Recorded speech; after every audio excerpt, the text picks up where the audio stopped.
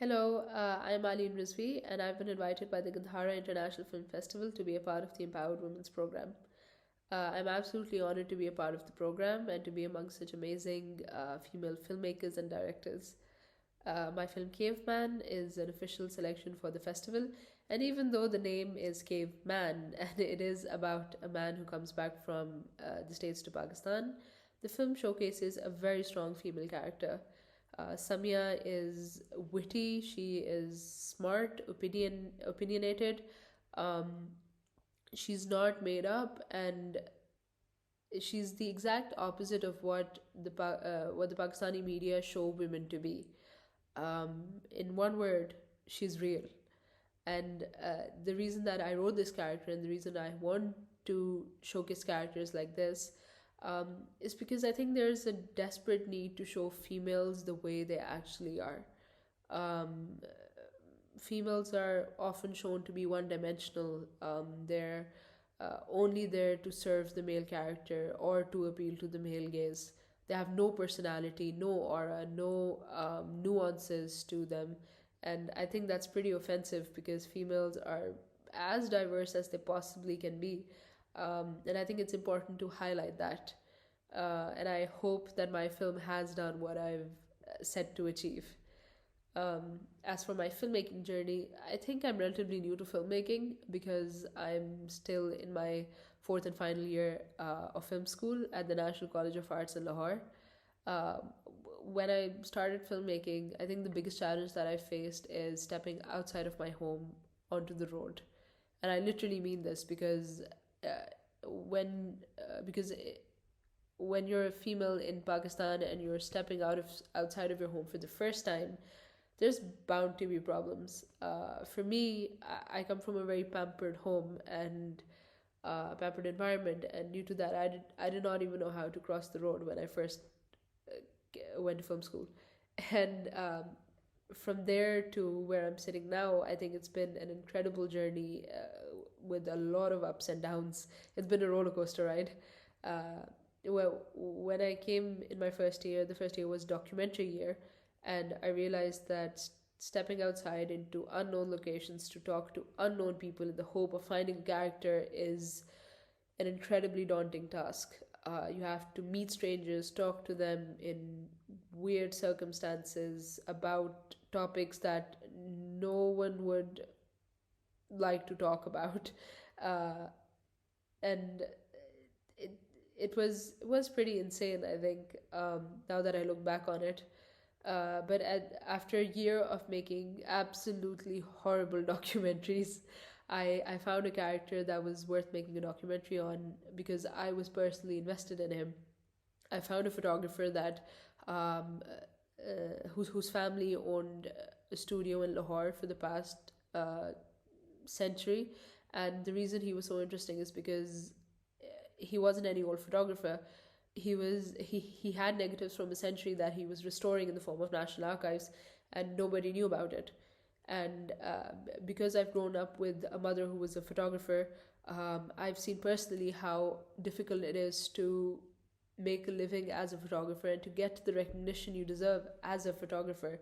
And when I saw that this character wasn't getting the recognition that he deserved for his incredible work over 100 years, um, I just knew I had to grab a camera, record everything, and show the world what he's done and what he's capable of. As a result, I picked up a few of my friends and I shot through the first and second COVID waves, which was a very dangerous thing to do. But we still went for it because there was a festival coming and we just had to get the film done and had to get the story out to the world. Uh, so we shot that, and after that, I realized I didn't have a machine to edit on. I didn't have the funds to get a computer during that time because it was COVID and everything. The economy was down. Everything was down at that time. So I borrowed a machine from my friend. I finished the documentary and we sent it off to the festival. And in fact, it won an award at the National Amateur Short Film Festival, and I even received a scholarship for it at the New York Film Academy, which I'll be attending later this year.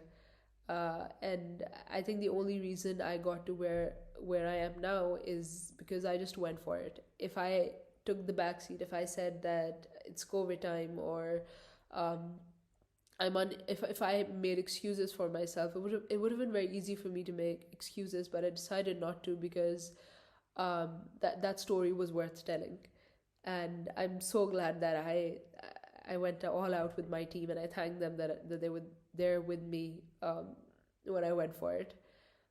So following that, when I returned to college, to university, I I went towards fiction films, and I created three films, one of which is Caveman and is being featured here.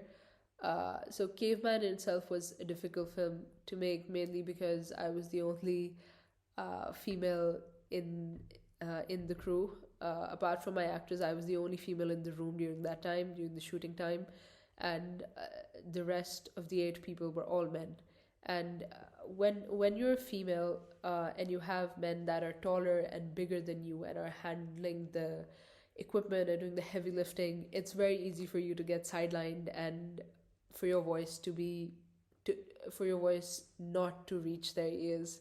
And in order to maintain that level of professionalism, to keep your emotions uh, to keep your emotions in hand, and to be able to convey your message and make sure that others are listening to it, is all so daunting, because you need to make sure that nobody gets offended and everything runs smoothly. And I think that is something that comes with experience, and I've been trying to learn as much as I possibly can from each and every one of my sets, and I feel like I'm improving every time I go on set. Um, and yeah, and I think it's an incredible journey once you put your heart to it. Because there will be problems, but at the end of the day, if you find a story worth telling, I think you need to go all out for it. And I think there are many other challenges as well, but one of the biggest challenges that female filmmakers face here, is the lack of funding, or the lack of grants, and the lack of equipment, logistics, and so on. So for my films, I worked a year alongside my university. I collected a lot of money. I put it aside, and when the time came to make my films, I spent all that money on my films, um, due to the lack of grants and so on. And I think if females continue to make films and keep producing content to send to festivals and keep showing the world what they can do, eventually we will cause enough ruckus for people to notice us, and eventually give us the funding and the supplies that we're looking for.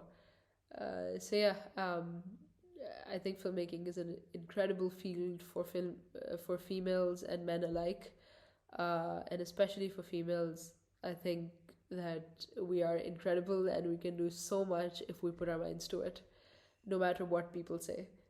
Uh, so yeah, I'm absolutely honored to be a part of this program, and at the end, I think for my future plans, I think I just want to learn more, and after my education is completed, I want to specialize in visual effects and animation, um, if my dream schools will have me.